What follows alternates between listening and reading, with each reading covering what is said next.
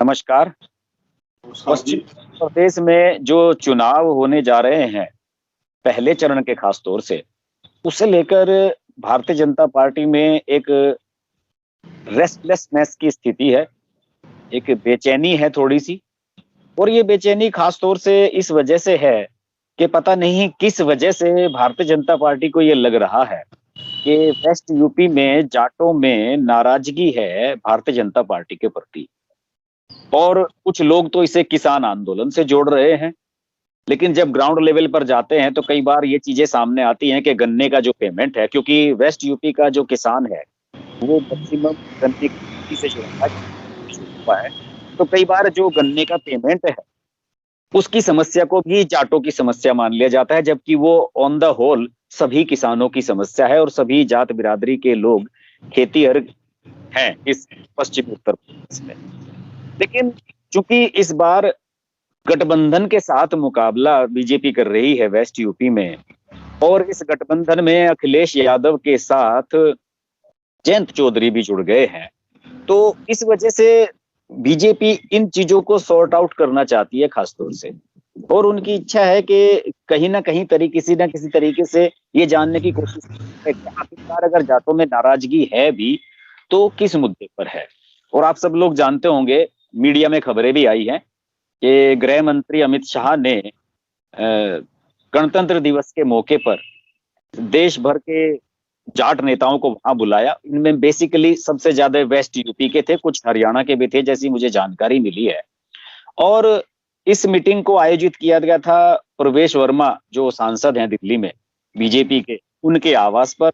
अमित शाह इसमें मौजूद थे और इस मीटिंग में मौजूद थे मेरे मित्र और सोशल वर्कर अशोक बालियान जी। उनका मैं लाइव स्वागत करता हूं अपने शो नमस्कार में। जी। और मैं अशोक बालियान जी से इसीलिए यही जानना चाहूंगा कि इस मीटिंग की रूपरेखा क्या थी, इसमें किस तरीके का माहौल था, कौन लोग इसमें मौजूद थे, और इसमें मुख्य बिंदु क्या राजनीतिक था या सिर्फ एक ये था कि भाई एक समुदाय विशेष है जाट और उन लोगों को कैसे हमें प्लीज करना है या अपने आप से जोड़ना है। तो अशोक जी जरा बताइए इस मीटिंग के बारे में। देखिए हर्षी, इस मीटिंग में अधिकतर वे लोग बुलाए गए थे जो समाज की राजनीति करते हैं या किसान की राजनीति करते हैं। वैसे तो बहुत सारे पॉलिटिकल लोग भी जाट समुदाय के इस मीटिंग में शामिल हुए, लेकिन जो मुख्य वक्ताओं में जाट समाज की तरफ से बोलने का जिन लोगों को अवसर दिया गया वो गैर राजनीतिक मंच के लोग। 5-6 लोगों को अमित शाह के सामने जाट समुदाय का बीजेपी के प्रति दृष्टिकोण या जो किसान से संबंधित उनकी समस्याएं जो योगी राज में या मोदी राज में उनके सामने उत्पन्न हुई, उन्होंने उसको सामने रखा। और खासकर हर जो मुख्य बातें थी वो उत्तर प्रदेश में गन्ना भुगतान को लेकर थी, गन्ना मूल्य को लेकर थी कि 5 साल में जो गन्ना मूल्य बढ़ा है वो कम बढ़ा है। और बीजेपी ने वादा किया था कि हम 14 दिन में भुगतान कराएंगे अन्यथा ब्याज मिलेगा। इतने सारे बहुत सारे जाट ये मानते हैं कि सरकार ने 3-4 कानून में अमेंडमेंट भी किया, लेकिन इसके बावजूद भी जो मुख्य समस्या थी कि 14 दिन में पेमेंट और पेमेंट ना होने पर ब्याज, वो समस्या पूर्व की सरकार को तरह बनी।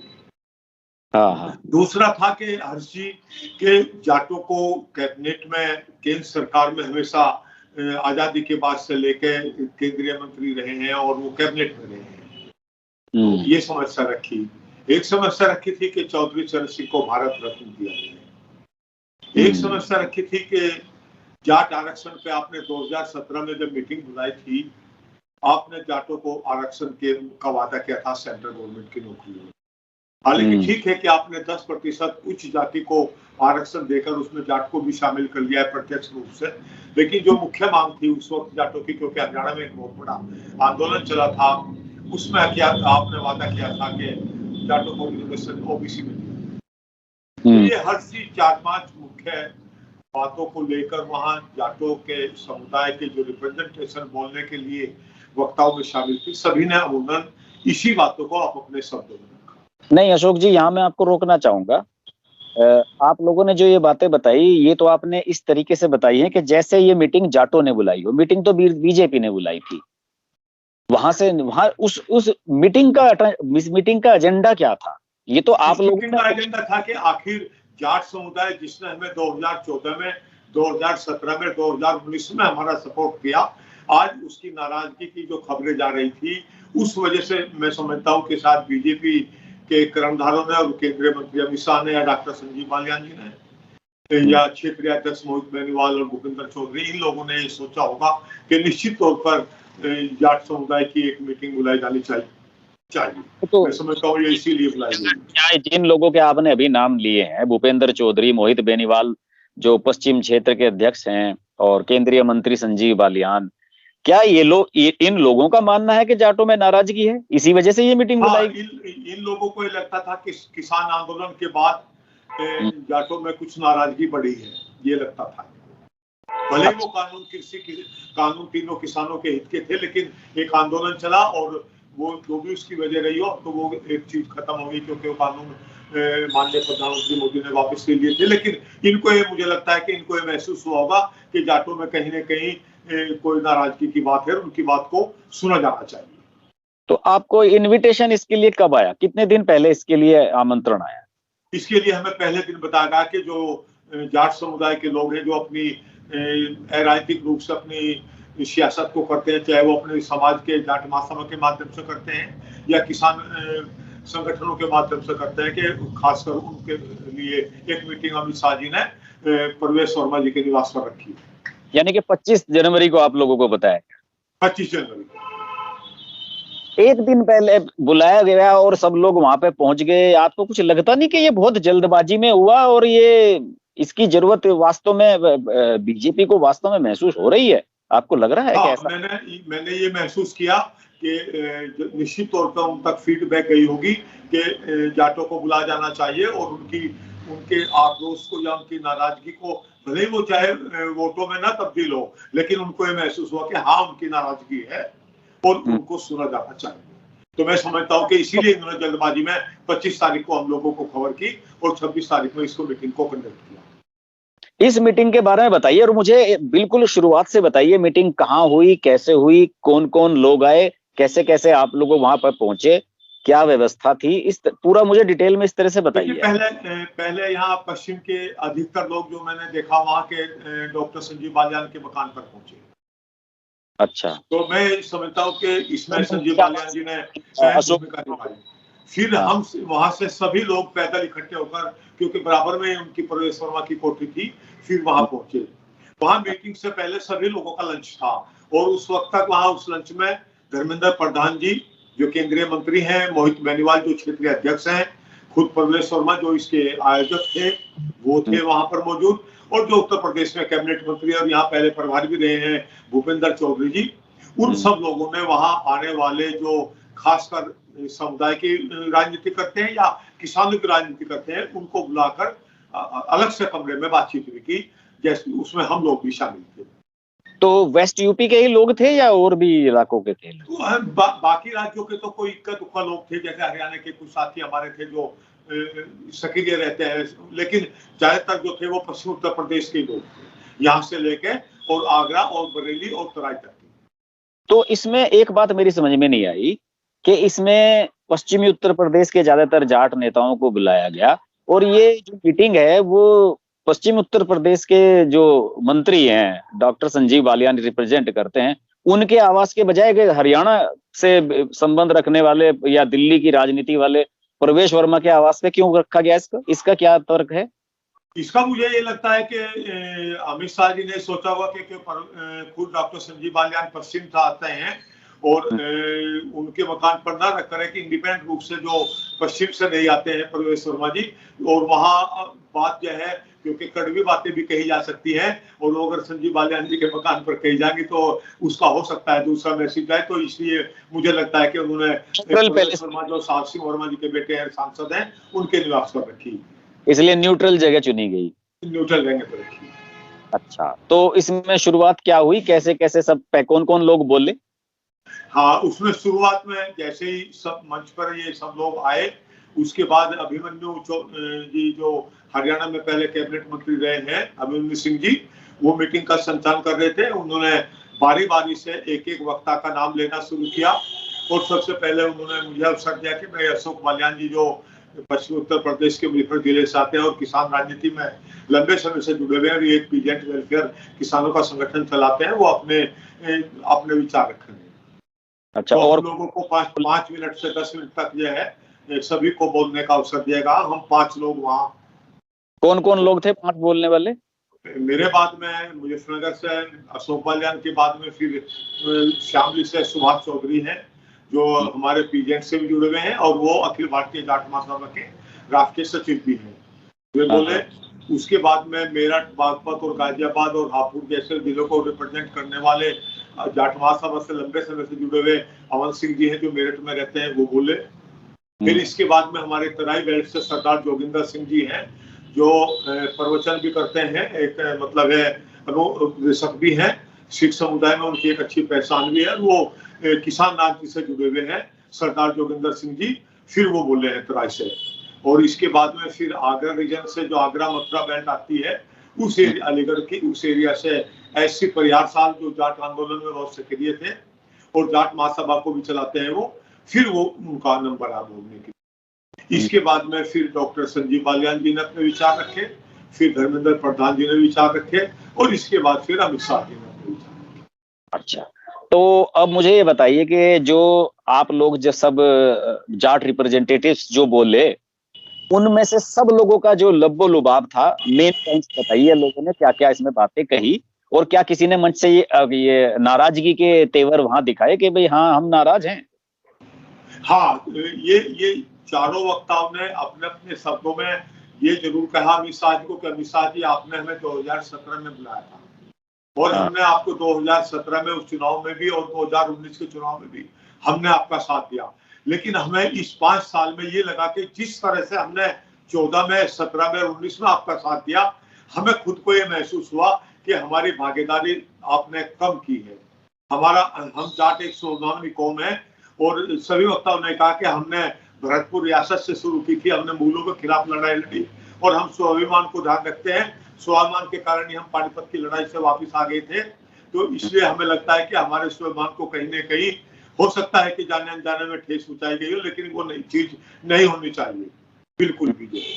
तो मैं समझता हूँ कि इन सारी बातों में, चाहे वो हमारे आवारा पशुओं को लेकर हो, चाहे गन्ने के भुगतान को, या चौधरी चरण सिंह को भारत रत्न देने की बात हो, या कैबिनेट में अपना रिप्रेजेंटेशन कम है उसको बढ़ाने की बात हो, कैबिनेट का दर्जा देने की बात हो, ये सारी बातों में निश्चित तौर पर अमित शाह जी ने महसूस किया होगा कि हाँ, जाटों की नाराजगी इन पर्सनों को लेकर वाजिब है और निश्चित तौर पर नाराजगी रही है। और ये जो भी वर्तमान में जैसे कि चुनाव उत्तर प्रदेश का सिर पे है एकदम, और आप जहां से आते हैं मुजफ्फरनगर, वहां तो सबसे पहले चरण में मतदान होना है 10 फरवरी को। तो आप लोगों से क्या चुनाव के बारे में या जो गांव में, क्षेत्र में, पश्चिमी उत्तर प्रदेश में माहौल चल रहा है लोगों के बीच में, उस तरह का भी कुछ फीडबैक लिया इन लोगों ने? हाँ, उन्होंने ये कहा कि मैं आज किस मीटिंग में जो आपकी बात सुनी है, मैंने कोई चीज कागज पे नहीं लिखी, मैंने वे सारी की सारी चीज अपने हृदय में लिखी है। और मैं आप इस चुनाव में मैं आपसे निवेदन करता हूं पुनः कि आप जैसे हमारा साथ पहले 3 चुनाव में दिया, आप इस चुनाव में हमारा साथ दीजिए। और मैं तब तक हूँ, तब तक मोदी जी हैं और मेरा ये छोटा भाई बलियान है, संजीव बलियान, तब तक जो है मैं निश्चित बालियान साहब को बलियान बोल दिया। वो थोड़ा उच्चारण कुछ है। उनको धर्मेंद्र प्रधान जी को बालियान और बलियान में अभी फर्क नहीं लगता, वो सोचते हैं कि ये शायद बलियान और बालियान एक ही शब्द है। अच्छा अच्छा अच्छा। तो उन्होंने ये कहा कि मैं आपकी बातों को दिल से लगा है और मैं समझता हूँ कि आपकी नाराजगी है, लेकिन मैं ये भी जानता हूँ कि आपके बेटे या तो खेत में या सीमा पर है। और उन्होंने एक बड़ी बात और कही कि आपकी वजह से ही मोदी जी ने जो है धारा 370 को खत्म करने जैसा बड़ा दुस्साहसिक कदम उठाया, वो क्योंकि आप लोग भी बहुत बड़े देशभक्त हैं और बीजेपी राष्ट्र के लिए काम कर रही है। अच्छा, तो अब इस बारे में जैसे कि आप लोग अब वहां, तो जैसे कि मीडिया से पता लगा मुझे कि 250 के करीब लोग थे वहां। मुझे नहीं पता कि सब लोग 250 थे या नहीं, ये तो मैं नहीं जानता। तो क्या वो 250 लोग अब जाके क्षेत्र में कुछ इस तरह इसका मीटिंग का मैसेज आगे कन्वे लोगों के बीच करेंगे, या केवल ये मीडिया में छपने तक ही सीमित रह जाएगा? आपको क्या देखिए हंसी, क्या होता है जब ये टॉप लेवल पर या इतने बड़े स्तर पर कोई एक मीटिंग होती है देश के गृह मंत्री के साथ में, जो बीजेपी पार्टी में अपनी बहुत अहम भूमिका रखते हैं, तो मैं समझता हूँ कि निश्चित तौर पर देश के प्रधानमंत्री मोदी जी को उन्होंने जरूर कहा होगा कि हम लोग इस तरह की एक पश्चिम में मीटिंग बुला रहे हैं। तो मैं समझता हूँ कि इस मीटिंग का एक प्रभावशाली मैसेज जाएगा, और ये नहीं है कि वो केवल अखबार में छप के बात खत्म होगी, क्योंकि मैंने 2017 में भी खुद देखा है इस बात को कि उस वक्त भी हरियाणा के की घटना को लेकर, जहां इसमें बहुत बड़ी एक कैजुअलिटी झगड़ों में हुई थी, उसके बाद बहुत बड़ी नाराजगी थी, लेकिन उस मीटिंग के बाद में हमारे समुदाय ने राष्ट्र की बातों को समझकर बहुत फिर बीजेपी का साथ दिया था। तो मैं समझता हूं कि हम लोग केवल ये नहीं कि वहां उस मीटिंग में हो पाए और बात खत्म हो गई, निश्चित तौर पे हम उस मैसेज को और आगे बढ़ाने का काम करेंगे कि जाट समुदाय की भलाई किस चीज में है और उसको वर्तमान में बीजेपी का साथ देना चाहिए और किन कारणों से देना चाहिए, ये सारी चीजें हम अपने समुदाय में निश्चित तौर पर करेंगे आज। अच्छा, मुझे कहीं से ये भी पता लगा था कि इसमें जयंत चौधरी को भी बुलाया गया था मीटिंग। नहीं, ये केवल इस मीटिंग में ये तो नहीं मैं कह सकता कि क्या कोई ऐसी बात हुई है, लेकिन केंद्रीय गृह मंत्री अमित शाह जी ने एक बात जरूर कही है कि हम चाहते थे कि चौधरी चरण सिंह का प्रपोत्र जो है वो राष्ट्र की मुख्य धारा की पार्टी बीजेपी के साथ आए, लेकिन उन्होंने पता नहीं बदकिस्मती से कैसे गलत वे चुन लिया है और उनको वहां सम्मान नहीं मिलेगा। उन्होंने 4-5 बार अलायंस करके देख लिया है समाजवादी के साथ में उनके पिताजी के कार्यकाल में, लेकिन हमेशा उनको धोखा मिला है और या उनका सम्मान नहीं हुआ, वो हमेशा उसको गठबंधन को छोड़कर आए हैं। इस मीटिंग के बारे में जयंत चौधरी ने कल एक ट्वीट किया था, और जिस समय शायद ये मीटिंग चल रही थी उस समय ये ट्वीट हुआ था। या तो उन्हें ये बात पता लगी होगी कि अमित शाह ने उनकी तरफ ऑफर किया है उन्हें कि हमारे साथ रहे हैं यहाँ, और उन्होंने ये ट्वीट किया था कि मुझे नहीं, उन 700 लोगों के परिवारों को बुलाओ जो किसान आंदोलन के दौरान मरे हैं। ये उन्होंने ट्वीट किया था। और इसके बाद अब ये बताया जा रहा है कि अमित शाह ने जो जयंत चौधरी की तरफ एक ऑफर कर दिया है एक तरह से इस मीटिंग के माध्यम से, और ये खुलेआम कह दिया एक मंच से, मीडिया में भी ये बात आ गई कि भाई आप अखिलेश के साथ जाकर हैं, हमारे साथ रहिए। अब इसका जो डैमेज कंट्रोल है उसे करने के लिए कल सुनने में आ रहा है कि मुजफ्फरनगर में जयंत और अखिलेश यादव संयुक्त प्रेस कॉन्फ्रेंस करने वाले हैं। देखिए हर्षी, अगर आप पिछले इतिहासों को देखें, एक वक्त में चौधरी टिकैत साहब ने जब अजीत सिंह को अपनी पार्टी सौंपी थी, तब मुलायम सिंह भी साथ थे, देवगौड़ा जी साथ थे। कभी भी अजीत सिंह को समाजवादी के साथ गठबंधन में एक फायदा नहीं हुआ, क्योंकि समाजवादी का जो मूल सोच है वो मैं समझता हूँ कि वो जाट समुदाय के लिए कोई बहुत ज्यादा अच्छी साबित नहीं हुई सरकार में रहते हुए। और हम लोग सरकार में रहते हुए देख सकते हैं, विपक्ष में रहने के बाद तो सब लोग कहते हैं। आज 2013 में हम दंगों की बात करें तो वो उस वक्त क्या जाटों का उत्पीड़न नहीं हो रहा था, निश्चित तौर पर हो रहा था। तो मैं समझता हूँ कि समाजवादी पार्टी के साथ जब भी राष्ट्रीय लोकदल ने गठबंधन किया है तो उसके बाद न उसका एक्सपीरियंस अच्छा रहा है और न हमारे समुदाय का एक्सपीरियंस अच्छा रहा है। अजीत सिंह जी लास्ट में जब छोड़कर आए थे समाजवादी पार्टी को, तब हमारे लोगों को कितनी नौकरियां दी गई। समाजवादी पार्टी में तो हमारे लोगों को एक भी नौकरी नहीं दी गई। ऊपर से शिवपाल यादव जी किसकी लिस्ट भेजते थे ये सबको पता है। और तो मैं समझता हूँ कि निश्चित तौर पर अमित शाह जी ने जो कल बात कही है कि बीजेपी ने जो गठबंधन किया है वो गलत ट्रैक पर गठबंधन किया है, जाट समुदाय इस बात को बिल्कुल जानता है। और इसीलिए मैं समझता हूँ कि आने वाले 10 तारीख में पश्चिम उत्तर प्रदेश का जाट निश्चित तौर पर हर चीज इस बात को ध्यान रखेगा और वो बिल्कुल भी मैं नहीं समझता कि बहुत बड़ी संख्या में वो इस गठबंधन के साथ जाएगा। वैसे भी 2009 की अगर आप देखें जो लोकसभा का चुनाव हुआ था उसमें 5 सांसद बने थे राष्ट्रीय लोकदल के, जो रिकॉर्ड है, और उस समय बीजेपी के साथ इनका समझौता था। जयंत भी पहली और आखिरी बार सांसद तभी बने थे, उसके बाद से हार ही रहे हैं। हाँ बिल्कुल हर्षी, आप देख लो बीजेपी के साथ जब गठबंधन किया जिस सिंह ने, वो फायदे में रहे हमेशा जो है राजनीतिक रूप से अगर हम देखें बात को। और जब उसने समाजवादी के साथ में गठबंधन किया है राजनीतिक रूप से बिल्कुल उसको अपमानित होना पड़ा है, हमने कई मौकों पर देखा है। भाई ये तो 89 से लड़ाई थी। 89 में जब अजीत सिंह जी वीपी सिंह जी केंद्र में प्रधानमंत्री बने तो अजीत सिंह के साथ जो लखनऊ में हुआ था, तब से लेकर मैं आज तक देखता हूँ जितनी बार भी गठबंधन किया राष्ट्रीय लोकदल ने हमेशा उसको अपमानित होना पड़ा और उसकी हिस्सेदारी कम हुई। और अगले चुनाव में तो उसको फिर सुनने तक भी पहुंचना पड़ा। वैसे ये जो ये हर चीज हमारा समुदाय जानता है इस चीज को, और इसीलिए मैं समझता हूँ कि जयंती ने और अखिलेश जी ने गठबंधन कर लिया, लेकिन जाट समुदाय आज भी मैं समझता हूँ कि इस चीज को नहीं है। आप कैराना का देखो, 2 दिन पहले बाइट आई, ये क्या फीलिंग है कि हम जाटों में घूस भर देंगे, ये नीचे के स्तर पे कहाँ हुआ है गठबंधन? हाँ, सही बात है, सही बात है। तो तो इस मीटिंग का तो लब्बो-लुबाब है। मुझे तो 2 चीजें इससे बड़े मैसेज दो आए हैं। एक तो वो यही है कि अमित शाह ने एक तरह से ये प्रॉमिस किया है कि जाटों का रिप्रेजेंटेशन आगे बढ़ाया जाएगा, वो केंद्र में भी और राज्य में भी। और इसके अलावा इस मीटिंग से एक बड़ा पॉलिटिकल मैसेज भी उन्होंने ये दे दिया कि हमारे जयंत चौधरी के लिए हमारे दरवाजे खुले हुए हैं। ये भी एक इसका पॉजिटिव वो है फीडबैक। हाँ, मैं समझता हूँ निश्चित तौर पर जाट समुदाय इस बात को सोचेगा। मैं जब धरातल पर जाता हूँ, अर्जी जाट कहते भी हैं कि जयंत को जाना चाहिए था, जयंत को अखिलेश के साथ नहीं जाना चाहिए था। अखिलेश का कार्यकाल जाटों ने देख लिया, 12 से लेकर 2017 तक इस 5 साल के कार्यकाल में जाटों को जो अपमान सहना पड़ा। जय मुजफ्फर की घटना, दंगों से पहले की घटना लगा लो, सोरम में क्या हुआ था अर्जी? सोरम में जाटों को अपमानित नहीं किया गया। हर लिसाड़ में क्या हुआ था? जाटों को अपमानित नहीं किया गया था। हर जगह उस सरकार में अपमानित किया गया। चलिए अशोक जी, आपने बढ़िया जानकारी दी, आगे आपसे बात होती रहेगी। और आज आपने धन्यवाद बहुत बहुत। तो आगे भी आपसे जुड़ते रहेंगे हम, पहले भी हम आपके साथ जुड़ते रहे हैं। धन्यवाद आपका। नमस्कार। नमस्कार। नमस्कार दोस्तों, मैं हूँ रवीना टंडन और आप देख रहे हैं हर्ष की बात। हर्ष जी एक बहुत ही सीनियर और बहुत ही समझदार जर्नलिस्ट हैं एंड मेरे मित्र भी हैं।